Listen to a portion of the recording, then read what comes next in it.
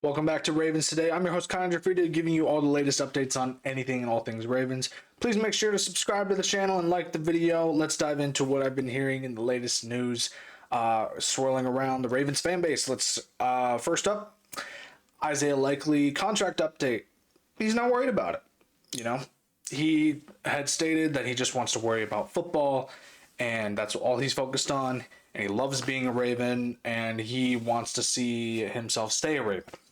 Obviously, this means that he would have to sign a contract extension after this season, or we get his fifth year option. But he said to media that he's just totally focused on football, and he is not worried about the contract. When that comes to the table, he'll worry about it then. Right now, it's just football. Love this answer by Likely, just a completely humble guy, just ready to give it all for his team again, and he hopefully will be that tight end number one spot this year, or rather, he will take more reps as tight end number one this year. Moving on, Ravens fourth round pick Teddy Buchanan, linebacker, is slated to be put in a more coverage zoned linebacker, and it will lighten Roquan Smith's load. As Roquan Smith is getting older, he will need to, take less reps and take more rest. While he probably is too stubborn to do that, and this is probably going to be the game plan, not this very moment, but down the line. Is a fantastic athlete and gives Zach Orr a more dominant blitz package where he can put Buchanan into plays where he is able to, add a fifth or sixth man up for the blitz. And it's just a game plan for Buchanan while he's able to develop more as a linebacker. And, he can be able to take on more reps as time goes on. But this is the game plan now. It's a great game plan, by the way. This allows Buchanan to, gain experience in the NFL. He was a fourth round draft pick, but that doesn't mean that he won't, be on that field. He has a skill set that the Ravens want. They want to see him blitz. They want to see him in more blitz plays.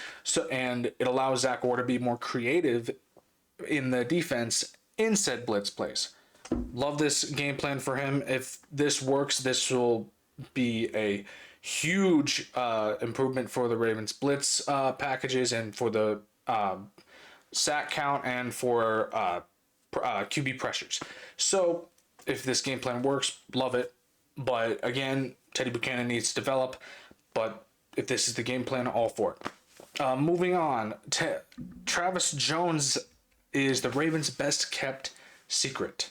What I mean by this is that Travis Jones, while he only had one sack in the regular season last year, and that was against the Commanders, it isn't mentioned enough that he is one of the Ravens' best run stuffers. He's one of the Ravens' best pressure hitters too. And this to me shows that the Ravens are willing to invest in that because good defensive tackles don't come on trees. Travis Jones has had a great development, and he's a great run stuffer. Again, like I said just a second ago, and with Michael Pierce retiring, we do need him to step up in that position, and he has phenomenally. This is why the Ravens need to address his contract next season, and because he is a free agent after this season, I think that the Ravens should keep him. And good run stopping defensive men are hard to come by, and by utilizing this prevents teams from chipping away at the defensive line with their runs and being able to stop guys like Saquon Barkley, stop guys like Kenneth Walker, stop guys that are very useful for teams to utilize their run prowess and their run blocking prowess.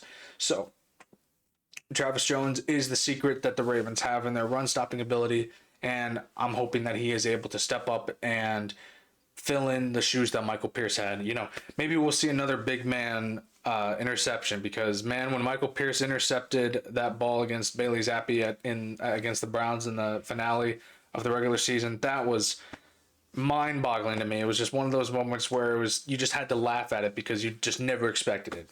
Maybe Travis Jones will have that chance, but just looking forward to seeing if he can fill those shoes in and be that, defensive tackle that the Ravens want him to be.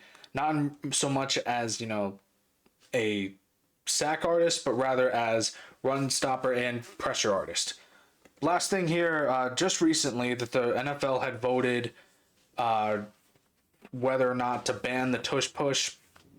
They did not ban the Tush Push because they needed a majority ruling, and Ravens were among the 10 teams to not favor the Tush Push ban.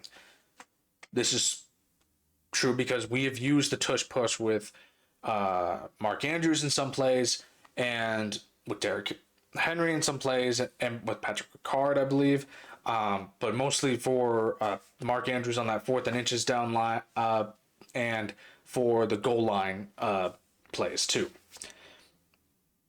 Listen, if teams want to ban the Tush Push, this is where I bring in my criticism of it. It's like, why? Just utilize it in your playbook. It's not illegal for another team to steal it. Just be more creative with it. It is a very hard play to defend, but we've seen it happen before.